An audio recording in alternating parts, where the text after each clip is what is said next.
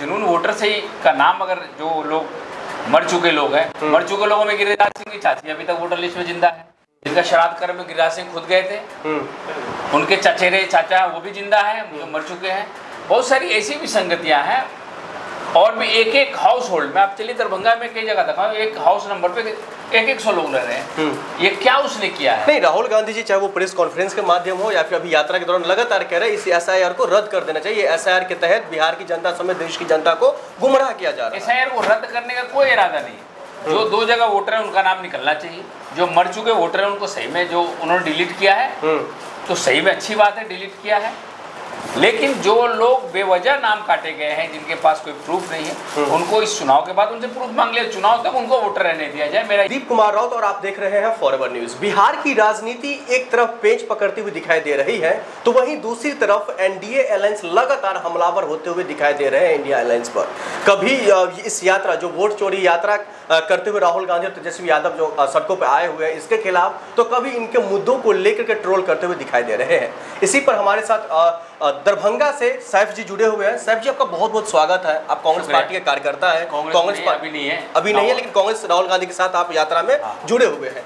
क्या लग रहा है इस यात्रा को लेकर के, जिस तरीके से एक तरफ भारतीय जनता पार्टी आप लोगों को हमलावर होती हुई दिखाई दे रही है, जो ये यात्रा सिर्फ और सिर्फ वोट चोरी के नाम पर यात्रा निकाली गई है, लेकिन इसका फायदा कांग्रेस पार्टी अपने लिए कर रही है, इसमें कितनी सच्चाई है? ये यात्रा वोटर को अधिकार दिलाने के लिए जो 65 लाख लोगों को वंचित किया गया है, उसमें जो 25 से 30 लाख लोग जो जुनून वोटर हैं, उनको जो निकाल दिया, उसकी लड़ाई राहुल गांधी जी और तेजस्वी यादव जी लड़ रहे हैं। क्या आपको भी लग रहा है जो वोट, मतलब जो है वोट लिस्ट में जो जारी हुआ उसमें गलत तरीके से नाम काटा गया है, गलत तरीके से लोगों को परेशान किया जा रहा है? मेरे पास उसके प्रमाण है। मैं कल संडे को पटना में कई बूथों पे गया लोगों से बात करने, दरभंगा में भी मैं कई लोगों से बात किया। तो कितने लोगों का पूरे के पूरे एरिया के लोगों का नाम कटा हुआ है। 4-5 घर हैं जो वहाँ पे आबादी मुस्लिम हो, दलित हो, उनका नाम कटा हुआ है। तो उनको कल जुड़वाने का हमने प्रयास किया है। उन लोगों के पास कुछ नहीं था तो आवासीय प्रमाण पत्र हम लोगों ने ऑनलाइन अप्लाई किया।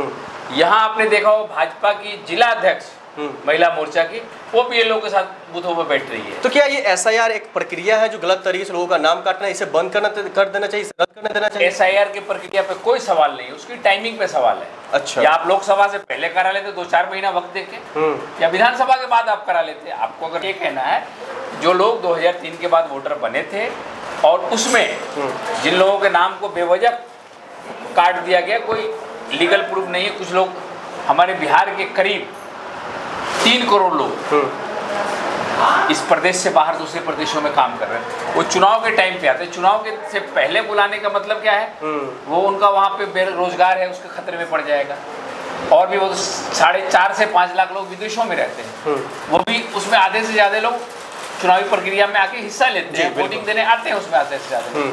वो लोग कैसे देखा? मेरा खुद चचेरा भाई है, यूके में रहता है, वो बोला मेरा कैसे होगा? वो 2003 का वोटर के बाद का वोटर है और उसका नाम काटा तो काटा, मेरे चाचा चाची का भी नाम काट दिया, वो दिल्ली में थे। मेरे घर का वोट कट गया 3-3। तो ऐसे तमाम चीजों को लेकर के खिलाफ और चाचा मेरे तबीयत खराब, वो आ नहीं सकते, और चाची बोली मैं अकेले नहीं आ सकती, और भाई तो मेरा है ही नहीं यहाँ। 3-3 नाम कट गए। मेरी मेड थी मेरे घर में, उसका नाम था, उसके बच्चों मेरे साथ नहीं रह रही है, उसका मेरे घर के लोगों ने उसका नाम कटवा दिया।